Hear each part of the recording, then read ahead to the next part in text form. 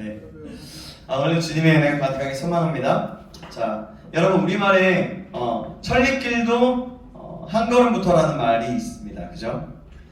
또 진합태산이라는 말도 있는데요. 이 말은 뭐냐면 이것은 먼지와 같이 작은 것이라도 모으면 태산과 같이 큰 것이 된다라는 말이에요. 좀 어려운 말이죠. 우리가 1년을 새롭게 맞이할 때는 1년이 굉장히 긴 세월 같이 느껴졌는데 어느새 연말을 맞이하게 되었고 오늘이 1년의 마지막 주일이 되었습니다. 마지막 날이기도 하죠.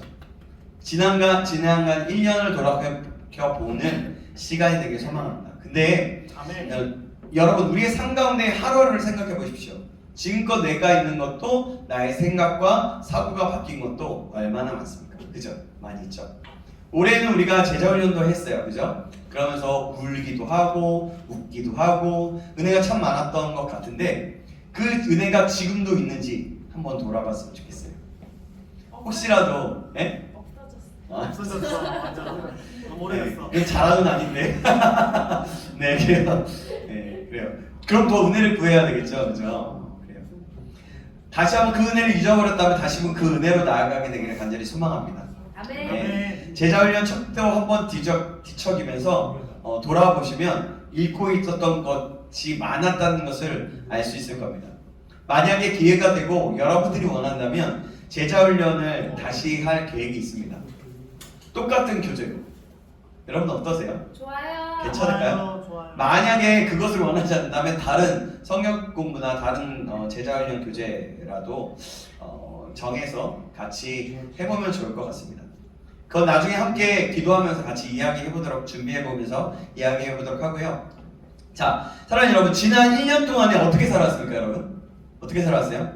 그동안 우리들은 1년 동안에 숨을 가쁘게 살아가면서 때로는 하나님 보시기에 칭찬받을 만한 일도 있는가 하면 하나님께 여지없이 책망을 들을 수밖에 없는 그런 나날들을 대부분 살아왔을 것입니다. 그죠? 일반적으로 여성들이 아침에 얼굴을 씻고 옷을 갈아입고 화장을 하는데 걸리는 시간이 사람마다 다 다를 수는 있지만 통계적으로 볼 때 보통 1시간 정도는 걸린다고 합니다. 맞아요? 맞아요? 30분이면. 네. 그래요. 다르지만요. 통계적으로 그렇대요. 이것은 1년이면요. 365시간이고요. 하루에 8시간 노동을 적용한다면 46일이 돼요. 한 달하고도 반이 되는 날의 수입니다. 그러나 어떤 여성도 이것을 과도한 노역이라고 생각하는 사람은 한 명도 없어요. 그죠? 그죠? 하기 싫은 것을 억지로 하는 여성도 아마 자매들도 없을 겁니다. 그날 하루 동안에 만날 사람들에게 자신의 단정한 모습과 예쁜 얼굴을 보여주기 위해서 자기를 단장하는 시간을 갖는 것에 대하여 짜증내거나 불평하는 사람은 아무도 없고 모두가 당연한 일로 인식하고 있을 거예요. 그죠? 사실 요즘엔 남자도 그래요. 남자도. 자매만 속한 건 아닙니다. 형제들도 그래요. 뭐라고요? 윤송아? 아닙니다.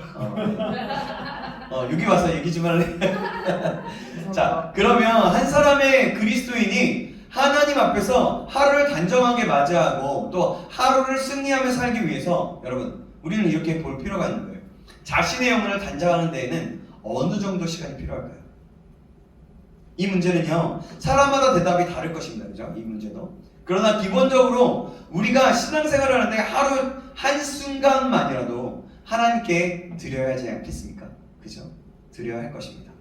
저는 최소한 1시간은 하나님께 드려야 한다고 말씀드리고 또 도전해 드리고 싶습니다. 이건 저에게도 마찬가지예요. 형제 자매들이 하루 화장을 하고 단장하는 데 드리는 시간을 기쁨으로 하듯이 하나님을 만나는 시간도 기쁨으로 즐거움으로 해야 한다는 겁니다. 이미 하고 있지만 성경 한 장을 읽는 시간과 또 큐티 묵상하는 시간을 그렇게 더 깊이 가져보면 어떨까요? 아니면 새벽 예배라든지 저녁에 자기 전에 시간이라든지 시간을 정해보면 어떨까요? 그렇게 1시간을 보내면 아마 이 말을 하면 지금 하루하루 너무나 바쁜데 이 시간조차도 없는데 어떻게 그럴 수 있어요? 라고 생각하실 수 있지만 우리가 화장을 고쳐 입고 옷을 예쁘게 입는 것들을 생각해 보면 하나님께 드리는 시간도 아깝지 않다는 겁니다. 사람들은 자신의 외모를 위해서 시간 아까운 줄을 모르고 보냅니다. 그런데 나의 영혼을 위한 문제에 대하여는 어찌 그리 힘들고 어렵다고 하는 사람들이 많은지 모른다는 겁니다. 그런데 여러분, 다 이유가 있다고 해요. 그 이유가 어떤 목사님께서 이렇게 말씀하셨어요. 그 이유는 게으름 때문이다 라고 하더라고요.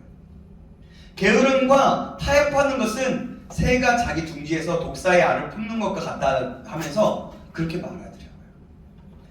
저는 참 맞는 것 같아요. 자, 또 한 가지 예를 들면 세계에서 제일 높은 최고봉에 자라나는 히말라야 산에서는 네일새라는 새가 살고 있어요. 네일새. 그 새는 왜 네일새라고 이름이 지었는가 하면 그 새는 집이 없습니다. 집이 없으니까 밤이 되면 추워서 오들오들 떨면서 내일은 집을 지어야지 하면서 밤을 지새우는 그런 새라고 하는 거예요. 그리고 아침에 되어 햇살이 펴지면 지난밤 추위에 떨면서 집을 짓겠다는 그런 생각은 다 잊어버리고 숲속을 날아다니면서 마음껏 놀다가 또 다시 밤이 되면 또 추위에 떨면서 내일은 꼭 집을 지어야지 하고 후회를 한다는 거예요. 새 머리이기 때문에 그럴 수도 있겠지만 그런 의미가 있다는 거죠. 근데 그렇게 평생을 집 없이 살다가 죽는 것이 바로 네일새라는 겁니다. 사랑하는 여러분, 우리도 네일새처럼 우리의 일, 우리의 가장 중요한 시간을 내일로 미루지 마시기 간절히 소망합니다. 내일은 우리에게 보장이 없어요. 여러분, 내일 일은 아무도 알 수가 없어요. 지금 당장에 1시간 후에 시간은 우리가 예측은 할 수 있지만 정말 그 일이 벌어질지 아닐지는 100% 맞다고 할 수가 없어요. 몇 프로, 한 50% 이상은 맞을 수도 있겠지만 그래요. 그래서 야고보서 4장 14절은 이렇게 말씀합니다. 내일 일을 너희가 알지 못하는도다. 너희 생명이 무엇이냐? 너희는 잠깐 보이다가 없어지는 안개니라 라고 얘기해요. 한 해를 돌아보면서 다시금 생각해보면 감사할 일도 많은 것 같습니다. 그래서 한번 이렇게 우리 자신을 한번 돌아보고 한번 우리 연약해졌던 부분들, 우리가 내일로 미뤄야 되지 않을 일들은 다시 한번 오늘 하기로 결단하고 일이 일어나기를 소망하고요. 다시 한번 돌아보면서 감사할 일을 다시 한번 생각해봤으면 좋겠어요. 여러분, 내가 지금까지 지내온 것, 내가 살아있고 숨쉬고 나아갈 수 있는 것, 그 모든 것이 어떻습니까? 모든 것이 하나님의 은혜예요. 하나님의 은혜가 아니었으면 지금 내가 있을 수 없어요. 그렇지 않습니까? 돌아보면 하나님의 인도하심이 없었던 것이 한순간도 없었어요. 모두 하나님께서 인도하셨습니다. 우리의 신앙의 성장도, 예배하고 지금 건강할 수 있었던 것, 그리고 직장에서 또 학교에서 가정에서 정말 그렇게 돌아보면 정말 그런 것들이 많아요. 비록 긍정적인 일이 아니더라도 모두가 주님께서 행하셨고 주님께서 인도하셨다는 겁니다. 아멘. 그러기에 우리는 하나님 그것을 볼 때, 돌아볼 때 이것이 하나님의 은혜다라고 말할 수 있는 거예요. 우리가 하나님의 은혜를 생각하면서 더욱더 감사할 수 있어야 될 것입니다. 우리 모두가 이 은혜에 감사가 넘치기를 간절히 소망합니다. 그렇다면 감사를 생각하면서 우리가 하나님께 시간을 드리는 것도 정말 아깝지 않을 거예요. 자, 그럼 오늘 본문의 내용을 한번 들어가면서 얘기해 볼게요. 여러분, 우리가 살다 보면 또 이런 이유 없이 오해를 받거나 사람들이 미워하여서 어렵고 힘든 경우가 종종 있죠. 잠깐 제 이야기를 하려고 하는데요. 제가 초등학교 일이에요. 그냥 그때는요, 오락실도 없었고요, 또 PC방도 없어서요, 또 뽑기나 게임을 하려면 문방구에 가야 했어요. 그렇죠? 같은 세대인가 물어볼게요. 네, 그래요. 문방구에 가면요, 오락기 몇 대를 갖다 놓고요, 게임기 몇 대를 갖다 놓고 순서가 되면 하곤 했습니다. 저는 아주 가끔 가서, 매일 가지 않았어요. 가끔 가서 구경도 하고 돈이 조금 생기면 또 이렇게 동전을 넣고 오락도 했는데요. 오락기에 이렇게 돈을 이렇게 올려놔요. 다음 순서를 갖다가 돈을 왼쪽부터 올려놓으면서 기다리면서 했는데요. 제 차례가 되어서 게임을 하려는 순간에 분명히 제가 놔둔 동전이었어요. 그 동전이요. 근데 어떤 형이 그냥 오면하면서 지냈던 형이에요. 그냥 인사하고 그냥 그랬던 형인데 자기가 놓은 돈이라는 거예요. 분명히 그 형은 돈을 놓는 것을 저는 못 봤어요. 그 자리 계속 지켜보면서요. 근데 그래서 원성이 높여졌어요. 진짜 내가 언제부터 놓은 거라고 제가 막 얘기했어요. 주변 사람이 몇 사람이 있었는데도 누가 봤는지 모르겠다라고 얘기하는 거예요. 옥신각신 하면서 싸우던 터에 문방구 주인 아저씨 아들이에요.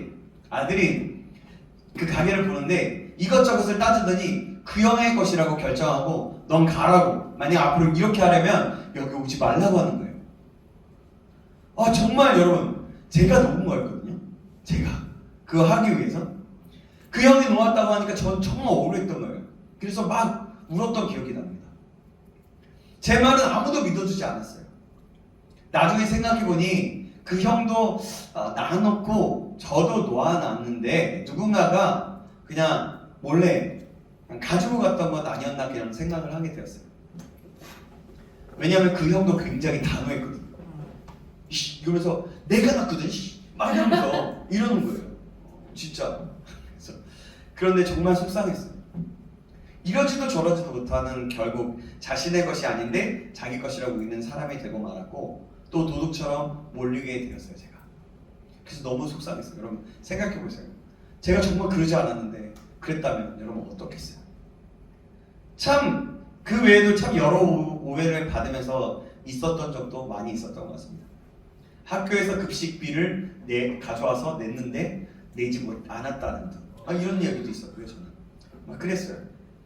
근데 이제 나중에 감사하게도 제 증인이 따로 있었고 학교 선생님이 이것은 증인도 있고 확실하니까 이건 누군가가 뭐가 잘못된 어떤 잃어버렸거나 그런 거다 하면서 담임 선생님이 해주셨어요. 임시 담임 선생님이었는데 어쨌든 그랬던 적이 너무 많았어요. 근데 여러분 오늘 시편도 이와 같은 비슷한 내용을 담고 있어요. 오늘 시편 기자는요 다윗이거든요. 그가 힘든 가운데 쓴 시였어요. 무엇 때문에 힘들었는지 정확히는 알 수 없습니다. 억울해서 무척 힘들었던 것 같아요. 다윗의 인생에는 참 힘든 일이 많았어요. 그죠? 그 누가 상상할 수 없는 힘든 일이었습니다. 사울 왕을 위해서, 하나님을 위해서 열심히 싸우고 자신이 할 수 있는 일을 최선을 다했거든요.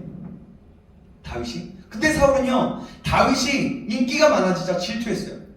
다윗이 승리하고 오는데 다윗은 만만이요, 사울은 천천히다 막 이러면서 천천만만. 다윗이 만만이라는 그 인기가 높아지고 자기보다 더 높다라는 것들을 듣자 오해하면서 자신의 왕자를 노린다고 생각했어요. 그러면서 계속해서 질투심이 가지고 있었던 거죠. 그래서 사울은 다윗을 쫓아다니면서 계속 죽이려고 했습니다. 다윗은 그로 인해서 수많은 날들을 쫓겨다니게 되었어요. 그 가운데서도 다윗은 사울 왕을 원망하지 않고 사울을 죽일 수 있는 기회도 있었지만 기름을 부은 자를 내가 죽일 수 없다고 하면서 하나님께 모든 것을 맡겨드립니다. 아들 압살롬은 어때요? 쿠데타를 일으켰어요. 다윗의 왕위를 탈취하면서 다윗은 도망 다녀야 했습니다. 다윗의 왕의 그 왕자를 아들이 쿠데타를 일으켜서 뺏어버린 거예요. 다윗은 또 우리아의 아내를 범한 후에 나단 선지자가 책망할 때에 그 죄의 대가에 대해서 들었어요. 그 대가는 칼이 내 집에서 영원토록 떠나지 않겠다는 말이었는데요. 그만큼 칼로 서로를 죽이고 서로를 업신여기면서 왕위가 계속해서 바뀌거나 서로 형제들끼리 전쟁하거나 싸우게 된다는 얘기거든요.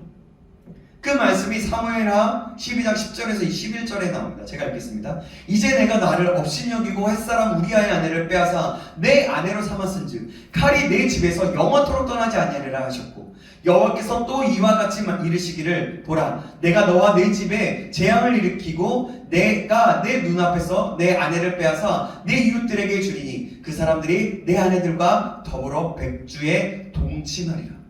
여러분 엄청난 일이에요. 이 엄청난 죄악, 그 대가였어요. 다윗이 이 말씀을 기억하고 있었다면 압살롬일지 누구일지는 모르지만 자신의 왕자나 칼이 끊어지도록 미리 조치를 나름대로 했을 수 있었을 것입니다. 그러나 다윗은 압살롬의 반역의 소식을 듣고는 아무런 조치도 하지 않았어요. 그리고 바로 왕국을 빠져나갑니다.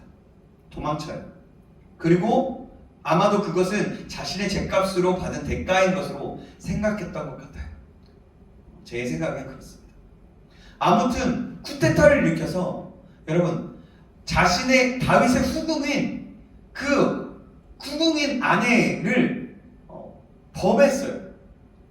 그렇게까지 엄청난 죄를 저질렀다는 얘기예요. 여러분 다윗이 자신의 사랑하는 아들이었던 건데 아버지가 된 마음에 얼마나 마음이 아팠겠습니까? 다윗은 그렇게 힘든 일을 보냅니다. 그는 때로는 살기 위해서 미친 척하기도 해야 했고요. 이스라엘 왕이 다른 나라 왕 앞에서 침을 질질 흘리면서 미친 척했어요. 그때 우리가 예전에 예배 강의를 들었을 때 시편 34편의 말씀을 잠깐 읽고 또 그 찬양을 했던 기억이 있는데요. 그것의 말씀이 바로 이때의 말씀이에요.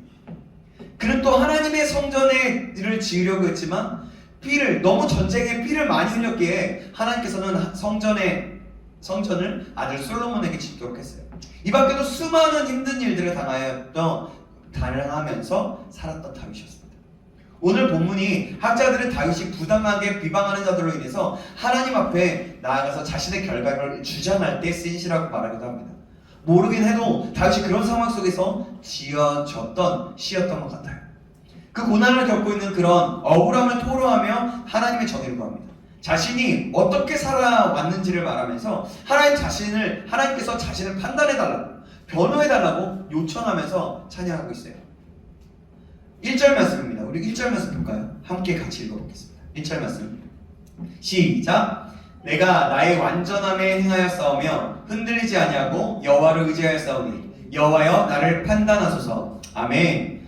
여기서 완전함에 행하였다는 말은 완전하게 살았다는 이야기가 아니라 성실하고 최선을 다해서 힘을 다해서 여호와 하나님을 의지했다는 말이에요. 여호와 하나님을 의지하는 일에 평생의 힘을 다하여 마음을 다하여 드렸다는 그 시간 성실하게.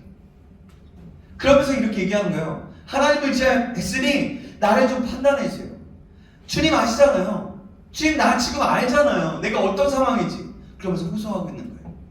또 다윗은 2절 말씀 이렇게 고백합니다. 2절 말씀 제가 읽어드릴게요. 여호와여 나를 살피시고 시험하사 내 뜻과 내 양심을 단련하소서. 2절 뒷부분에 내 양심을 단련하소서라는 말이 있는데 이 말은요, 하나님 내 마음, 내 양심을 좀 알아주세요 라고 하면서 자신의 억울함과 그 답답함을 토로하고 있는 거예요. 다윗은 지금 억울한 일을 당하고 있습니다. 그래서 그는 하나님께서 판단해 주셔서 오해를 풀어달라고 요청하고 있는 겁니다. 우리는 여기서 다윗이 하나님께 요청하는 모습을 보면서 하나님과 관계의 친밀성을 예측해 볼 수 있어요. 여러분 한번 생각해 보세요. 마치 옆에 계신 아버지께 말하는 것처럼 말하고 있지 않습니까? 모든 것의 근원이 되신 하나님께 자신 좀 알아달라고 표현하면서 기도하고 있는 것을 보면 우리가 알 수 있다는 거예요. 여러분 사실 하나님께서는 다윗의 옆에 있었던 것처럼 우리와 함께 날마다 그렇게 가까우세요. 그래서 우리가 말하기만 하면 듣기를 원하시는 분이세요. 근데요 우리는 그거 멀리는 하나님이라고 생각하고요, 딱 무릎을 꿇고 그렇게 기도해야만 하나님과 대화한다라고 생각하는 경우가 많아요. 그래요. 당연히 하나님께 나아갈 때는 당연히 그런 모습으로 나아가야 합니다. 그러나 그렇게 하지 않고 여의치 않을 때, 그런 상황이 아닐 때는요 그냥 옆에 있는 사람에게 얘기하듯이 하나님 아시잖아요. 내 마음을 중심으로 하나님께 두면서 라고 고백할 수 있는 거예요. 대화할 수 있다는 거죠. 자, 그것은 3절 말씀을 통해서도 알 수가 있는데요. 3절 말씀인데요. 그 말씀은 세 번역으로 제가 또 한번 읽어드릴게요. 세 번역으로 나는 주님의 한결같은 사랑을 늘 바라보면서 주님의 진리를 따라서 살았습니다 라고 말합니다. 그렇습니다. 다윗은 하나님의 한결같은 사랑을 알았고 그 사랑을 늘 바라보면서 주님의 진리를 따랐다고 말합니다. 그만큼 그는 하나님의 사랑을 알았고 경험하였던 사람이에요. 죄를 지으면 곧바로 엎드려 회개해야 했던 사람이 바로 다윗이었습니다. 그래서 그는 어떤 상황이 오더라도 하나님을 의지하며 하나님의 진리를 따라서 살아가고 그 진리 안에서 살 수 있었던 겁니다. 그렇게 자신의 모습을 떳떳하게 하나님께 알면서 말씀하고 있는 겁니다. 자, 다윗은 계속해서 하나님께 자신이 어떤 선택을 하면서 살았는지도 말합니다. 4절 5절 말씀. 4절은 제가 5절 말씀은 여러분이 읽어주시겠습니다. 허망한 사람과 같이 앉지 아니하였사오니 간사한 자와 동행하지도 아니하리이다.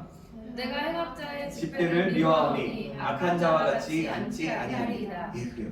그는 일부러 의도적으로 악한 것을 피하여 선택하며 하나님의 진리를 따라서 살았던 것입니다. 하나님과 깊은 신뢰 가운데 있었기에 악한 것을 따라 살 수가 없었던 거예요. 여러분 생각해 보세요. 우리가 계속 옆에 있으면, 사람이 옆에 있거나 내가 사랑하는 사람이 옆에 있으면 어때요? 내가 그 사랑하는 사람이 옆에 있으면 그 사랑하는 사람이 싫어하는 거 하겠어요? 그렇지 않잖아요. 내 옆에 있는 사람을 어떻게 하면, 사랑하는 사람을 어떻게 하면 뭐 더 줄 수 있을까? 어떻게 하면 더 사랑할 수 있을까? 그렇게 고민하지 않겠어요? 바로 그래요. 다윗이 그랬다는 겁니다. 사랑하는 여러분, 그래요. 다윗이 바로 그랬던 거예요. 그래서 악한 것을 날마다 피하면서, 우리도 마찬가지예요. 우리가 주님을 사랑하고 신뢰한다면 우리는 그분이 싫어하는 것을 하지 않게 된다는 겁니다. 그리고 그분이 좋아하는 것을 같이 좋아하게 돼요. 하나님의 뜻은 무엇일까? 하나님의 생각은 무엇일까? 하나님의 마음은 무엇일까? 하나님이 기뻐하시는 것은 무엇일까? 라고 생각해 본다는 거죠. 그래서 하나님과의 교제 시간을 갖게 되는 겁니다. 우리도 그래서 다윗처럼 하나님을 신뢰하고 사랑하는 마음이 그렇게 있기를 간절히 소망합니다. 아멘. 6절에 7절에도 다윗은 자신이 무지하기 때문에 손을 씻고 주님의 제단을 두루 다니며 기이한 일을 행하신 것을 말한다고 합니다. 자, 6절 7절 여러분이 6절 읽어주시고 제가 7절 읽겠습니다. 시작. 여호와여, 내가 무죄함으로 손을 씻고 주의 제단을 두루 다니자. 감사의 소리를 들려주고 주의 기이한 모든 일을 말하리이다. 아멘. 여러분, 여기서 이 무죄하다는 말은 죄가 없다는 말이 아니에요. 사람은 누구나 죄인입니다. 그죠? 여기서 무죄하다는 의미는 하나님과 함께하고 하나님을 사랑하고 하나님의 말씀을 따르고 있다는 말이에요. 그렇게 하나님을 섬기고 있고 섬기며 살겠다는 의미입니다. 6절 중간에 손을 씻고 라는 말은 예전에 성막에서 성소에 들어갈 때에 손을 씻고 정결하게 들어가는 것과 같이 죄를 씻고 성소에 들어간다는 의미를 가져요. 그렇게 죄를 씻고 주님께 예배하며 나아가겠다고 고백하는 겁니다. 그리고 그곳에서 멈추지 않고 감사의 소리를 주의 기이한 모든 일들을 다른 사람들에게 말하겠다라고 얘기하는 겁니다. 다시 말하면 자신의 결백함을 주장함과 동시에 하나님을 더불어 사랑하고 하나님의 말씀대로 살아가겠다는 말이에요. 그래서 그 사랑을, 그 하나님의 말씀대로 살아가는 것들을 다른 사람에게 전해 준다는 겁니다. 내 삶 속에서 예배의 삶을 살면서 하나님 전에 나서 예배하면서 어떤 분이시 감사하면서 그것을 전하겠다는 말입니다. 자, 사랑하는 여러분, 여기서 우리는 다윗의 귀한 신앙 고백을 볼 수 있어요. 이것은 자신의 삶 속에서 하나님께서 신실하게 역사하셨고 사랑으로 이끄셨다는 것을 믿는 그런 믿음의 고백입니다. 이럴 때 목초지에서 어릴 때 목초지에서 양을 칠 때에 자신을 깊이 만나주시고 늑대와 곰에게서 지켜주시는 하나님, 골리앗과의 싸움에서도 자신이 가지고 있었던 물맷돌을 가지고 이기게 하시는 하나님, 그리고 자신이 죄를 지었을 때도 실패하며 넘어졌을 때에도 용서하여 주시는 하나님, 수도 없는 고난 가운데 있었지만 자신의 생명을 지켜주셨던 하나님. 빠르게 하려니까 그냥 막 입이 꼬이네요. 어쨌든 많은 전쟁 속에서도 승리를 주셨고 자신을 왕으로 세우셔서 이스라엘을 지키며 인도하셨던 하나님, 변함없으신 신실하신 하나님을 믿으면서 나아갔다는 말이죠.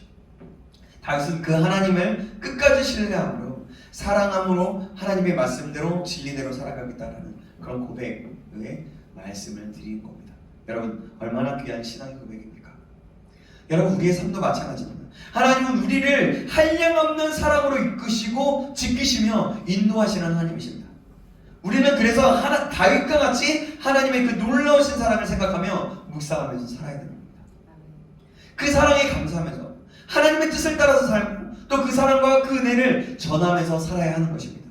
우리 모두가 그런 사람이 되기를 주님의 이름으로 축원합니다. 아멘. 말씀을 맺습니다. 사랑하는 여러분, 오늘은 한 해 동안 반성하고 새롭게 하나님 앞에 나아가는 일에 힘쓰자는 내용과 내용을 먼저 서두에 담고 또 그렇게 매 순간 하나님과 동행하며 하나님께 시간을 보냈던 다윗의 그 고백의 말씀을 들었습니다. 여러분, 다윗의 삶은 고난의 연속이었어요. 오늘 본문의 다윗은 그 고난과 힘든 삶 가운데서 하나님께 호소하며 자신을 변호해달라고 요청하고 있습니다.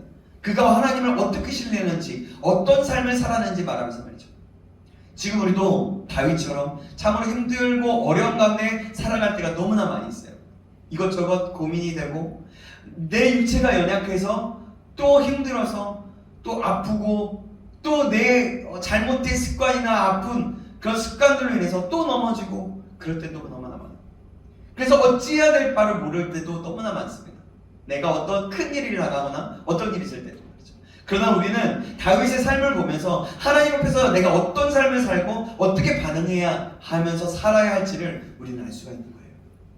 다윗의 삶은 우리의 삶에 그래서 귀감이 되고 도전이 되는 삶인 겁니다. 사랑하는 여러분, 2023년을 지낸 여러분, 힘든 적도 많았죠. 또 어려운 적도 많았죠. 그러나 우리가 다시 한번 힘을 냈으면 좋겠습니다. 다윗의 삶은 항상 어려움이 있었습니다. 그러나 그가 그 어려움 가운데도 하나님의 신실하심을 믿고 변함없이 자신의 삶을 이끄신 그 한결같으시고 즉 끝없는 사랑, 그 끝없는 사랑이 있으신 그 하나님을, 그 신실하신 하나님을 끝까지 신뢰하며 나아갔던 것. 하나님은 그를 왕으로 세우셨고 그의 신앙이 너무나 귀함을 알고 또 하나님 자신을 향한 그의 사랑과 그 믿음을 알아서 뭐라고 얘기했냐면 하나님의 마음에 합한 자라고까지 칭찬을 해주면서 칭함을 받게 하셨어요. 사랑하는 여러분, 우리도 어려운 세상에 살아가고 있어요. 그죠? 날이 갈수록 시간이 지날수록 더 어렵고 힘듦이 듭니다. 그러나 그럼에도 불구하고 다윗이 믿음을 잃지 않고 하나님의 사랑을, 그 한결같은 그 하나님의 사랑을 끝까지 신뢰했던 것처럼 우리도 그런 믿음을 갖기를, 또 그 한결같은 하나님의 사랑, 그 항상 인도하시고 붙드시고 계시는 신실하신 그 하나님의 사랑을 온전히 신뢰하며 나가는 저와 여러분들 되시길 주님의 이름으로 축원합니다. 그래야 새롭게 오고 있는 이 2024년에는 그런 하나님을 신뢰하고 정말 하나님께서 찾으시는 사람, 하나님께서 기뻐하시는 사람, 그 사람이 누굴까 찾을 때 주님, 제가 여기 있어요, 저 갈게요 라고 저 좀 하나님이 기뻐하시는 사람이 될 수 있도록 믿음도 주시고요, 이렇게 고백할 수 있게 되기를 다시 한번 주님의 이름으로 축원합니다. 기도하겠습니다. 사랑의 하나님 아버지, 감사합니다. 오늘도 말씀을 통해서 깨닫는 을 주시면 감사합니다. 하루를 살아가는 우리에게 새 힘을 허락하여 주시고 또 한결같은 하나님의 사랑을 끝까지 신뢰하며 살아갈 수 있도록 인도하여 주셔서 인생의 어려움이나 아픔이나 어떠함이 있을지라도 우리가 날마다 주님을 의지하며 주님을 바라보며 나아갈 수 있도록 인도하여 주시옵소서. 인도하신 하나님을 기대하며 살아계신 예수 그리스도의 이름으로 기도합니다. 아멘.